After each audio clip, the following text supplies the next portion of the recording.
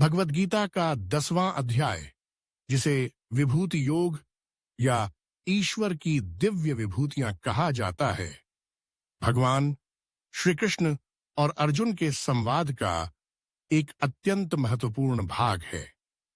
इस अध्याय में श्री कृष्ण अर्जुन को अपनी दिव्य विभूतियों और महिमा का विस्तार से वर्णन करते हैं, ताकि अर्जुन यह समझ सके कि संपूर्ण सृष्टि में जो भी महान, अद्भुत और विलक्षण है, वह सब भगवान की ही शक्ति और उपस्थिति का प्रमाण है।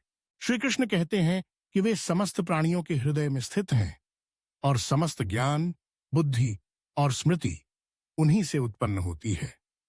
वे बताते हैं कि वे आदि, मध्य और अंत हैं। सृष्टि की उत्पत्ति, स्थिति और संहार सब कुछ उन्हीं से है। भगवान अर्जुन को यह भी समझाते हैं कि वे ही समस्त ऋषियों, देवताओं, गंधर्वों, राक्षसों, पशु पक्षियों और पेड़ों में श्रेष्ठतम रूप में प्रकट होते हैं। जैसे वे इंद्रियों में मन, वेदों में सामवेद, महीनों में मार्गशीर्ष और पर्वतों में हिमालय हैं।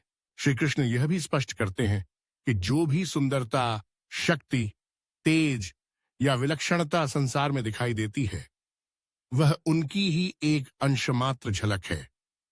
वे अर्जुन को यह समझाते हैं कि उनकी महिमा का कोई अंत नहीं है और उन्होंने केवल कुछ प्रमुख विभूतियों का ही उल्लेख किया है।